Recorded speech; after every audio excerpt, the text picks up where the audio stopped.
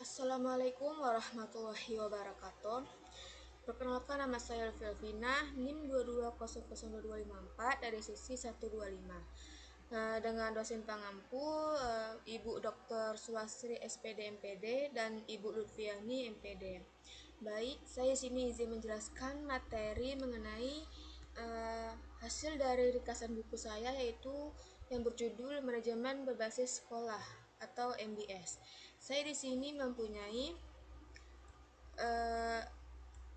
mempunyai 12 bab. Nah, yang pertama yaitu bab 1 yang akan saya jelaskan, yaitu tentang konsep dasar manajemen berbasis sekolah. Yang mana materi yang pertama yaitu neoparter manajemen pendidikan. Perubahan dalam manajemen pendidikan terjadi karena pola lama yang sentralistik dinilai kurang efektif. Dengan adanya otonomi daerah, manajemen pendidikan kini diarahkan pada pola yang lebih otonomi dan demokratis.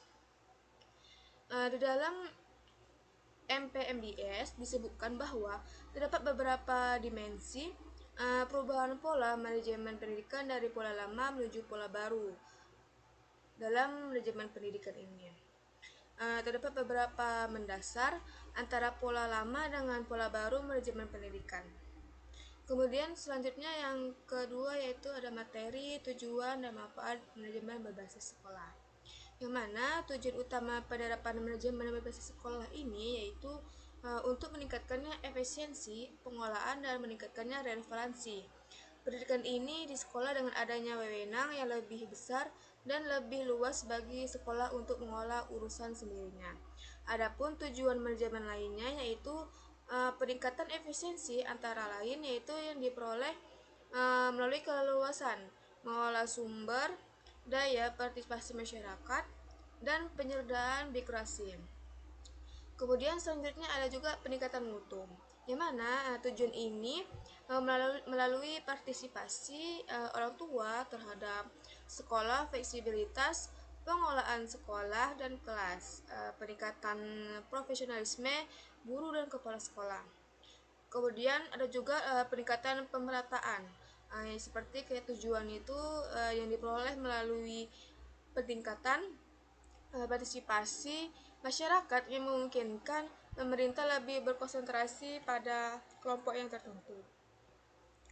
Kemudian di sini ada juga manfaat dari manajemennya, yaitu manfaat berbasis sekolah memiliki beberapa manfaat utama, yaitu sekolah lebih memahami kondisi dan kebutuhannya, seperti kayak lebih mengetahui dengan kekuatan atau kelemahan, peluang dan ancaman bagi dirinya dibanding dengan lembaga-lembaga lainnya. Kemudian yang kedua yaitu sekolah juga lebih tahu apa yang dibutuhkan untuk pengembangan pendidikannya, khususnya dalam input pendidikan yang dikembangkan dan didaya gunakan dalam proses pendidikan sesuai dengan tingkat perkembangan dalam kebutuhan peserta didik. Selanjutnya yang ketiga yaitu ada sekolah bertanggung jawab langsung atas mutu pendidikannya, yang mana sekolah ini akan bertanggung jawab pendidikannya masing-masing kepada pemerintah, orang tua peserta didik, dan masyarakat pada umumnya. Kemudian yang terakhir yaitu ada sekolah dapat bersaing secara sehat dengan sekolah lain, yang mana sekolah ini dapat dilakukan dengan bersaing sehat dengan sekolah lain untuk meningkatkannya mutu pendidikan melalui upaya-upaya inovatif dengan dukungan orang tua peserta didik, masyarakat, dan pemerintah daerah setempat. Kemudian ada materi selanjutnya yaitu mengenai MBS dan peningkatan mutunya pendidikan, di mana mutu secara umum adalah tingkat keunggulan dari suatu produk atau hasil kerja, baik barang maupun jasa, yang bersifat abstrak namun dapat dirasakan dan berbeda maknanya, tergantung sudut pandang dan kebutuhan setiap individu. Dalam konteks pendidikan ini, mutu dapat dilihat dari beberapa aspek, yaitu input, proses atau output, dan serta dampak dan manfaatnya. Dalam mutu, dalam pengertian umumnya dapat diartikan bahwa sebagai derajat keunggulan suatu produk atau hasil kerja, baik berupa barang atau jasa, yang mana mutu dapat bersifat abstrak namun dapat dirasakan, baik itu berupa barang atau jasa, karena mutu akan berbeda antara orang yang satu dengan orang lainnya. Kemudian materi selanjutnya itu mengenai tentang prinsip-prinsip MBS. Nah, di sini ada beberapa prinsip-prinsip. Yang pertama yaitu ada otonomi, di mana otonomi sekolah ini dapat diartikan sebagai kemandirian, yaitu kemandirian dalam mengatur dan mengurus dirinya sendiri atau pengelolaan mandiri. Dalam hal prinsip, pengelolaan mandiri dibedakan dari pandangan yang menganggap sekolah ini sebagai satu organisasi pelaksana yang hanya melaksanakannya segala sesuatu berdasarkan pengarahan, petunjuk, dan instruksi dari atas atau dari luar. Kemudian yang kedua ada fleksibilitas, yang mana fleksibilitas ini dapat diartikan sebagai keluasan-keluasan yang diberikan kepada sekolah untuk mengolah, memanfaatkan, dan memberdayakan sumber daya sekolah seoptimal mungkin untuk meningkatkannya mutunya sekolah. Kemudian selanjutnya yaitu ada peningkatan partisipasi warga, sekolah, dan masyarakat dalam penyelenggaraannya sekolah. Yang mana dalam peningkatan partisipasi warga sekolah ini ada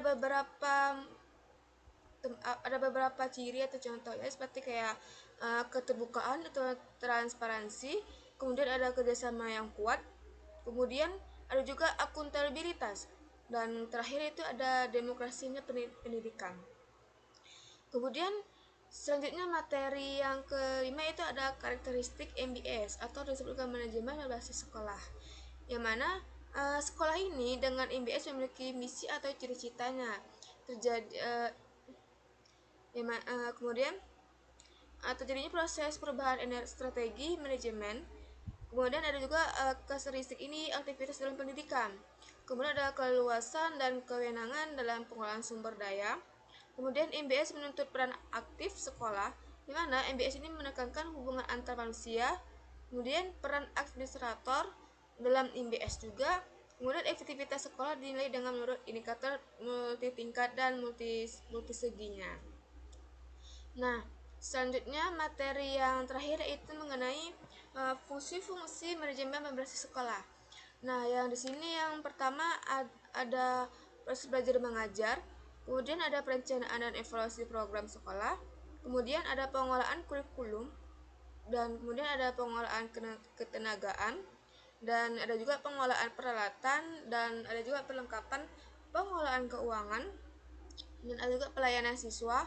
Kemudian terakhir itu ada hubungan sekolah masyarakat dan pengolahan iklim sekolah, yang mana dalam fungsi-fungsi ini terdapat tiga elemen yang dianggap persyarat yang bersifat organisasional, yaitu yang pertama dalam paduan instruksional, yang mana dari pembelajaran ini seperti rumusan visi misi sekolah, paduan dari distrik yang memfokuskan pada pendekatan mutu pembelajaran.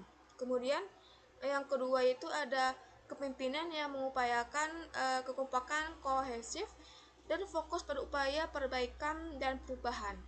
Kemudian yang kedua itu ada kemudian yang terakhir itu ada sumber daya yang mendukung dalam pelaksanaannya perubahan.